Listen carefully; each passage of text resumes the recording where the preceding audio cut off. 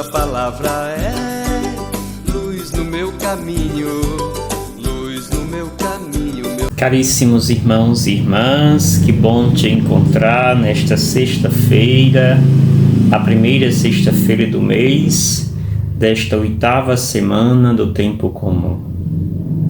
Comecemos o nosso dia na presença amabilíssima do Divino que nos habita, permitindo que o Autor da vida possa nos dar cada vez mais, cada dia, autoestima, amor, confiança de que é Ele quem nos conduz, é Ele que nos mostra o caminho o qual precisamos percorrer. Iluminados por esta presença amorosa de nosso amado Deus, é que nós precisamos, portanto, deixar esta presença iluminadora de Deus ser o nosso foco, ser a nossa luz neste caminho de vida.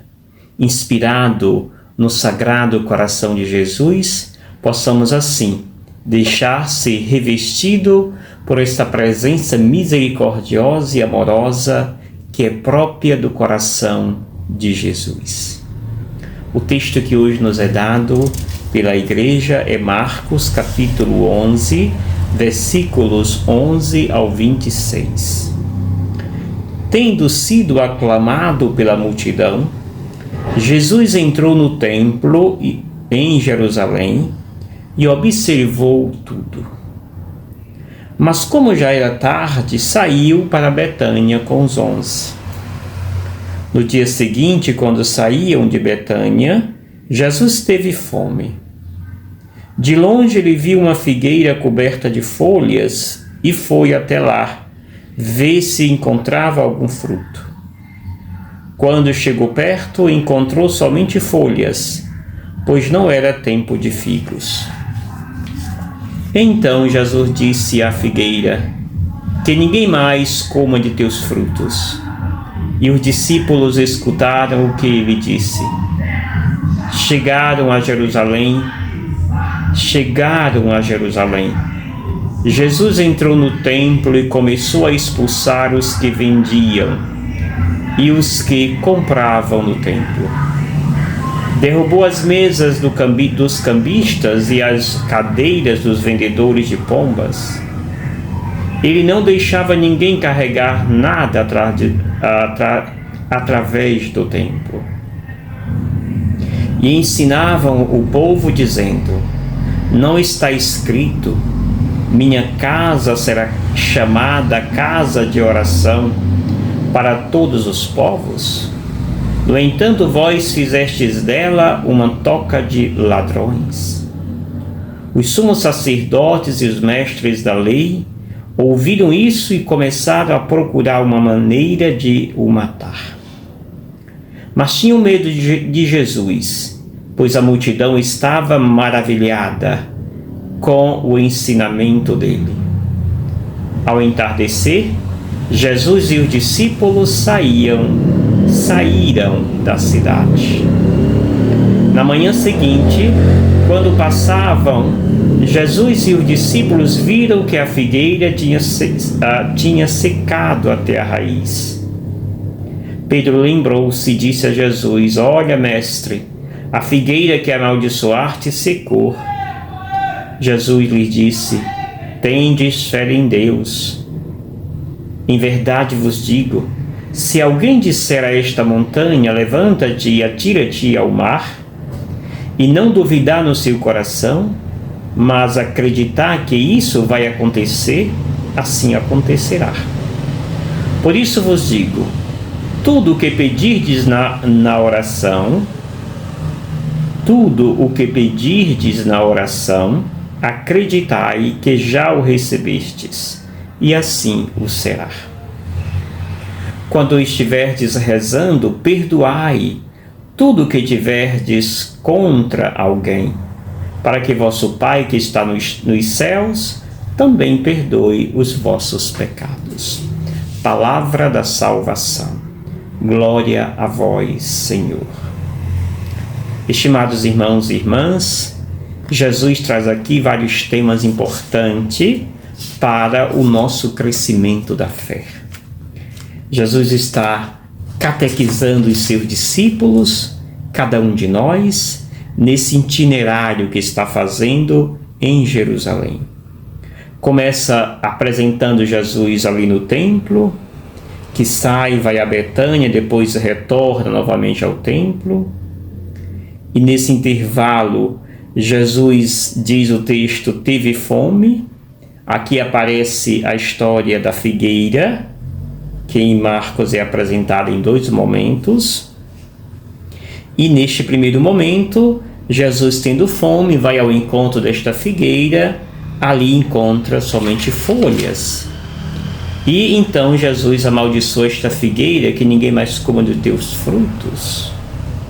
Para a surpresa dos discípulos, quando estes estão retornando do templo, olham para a figueira e veem que esta está seca até a raiz.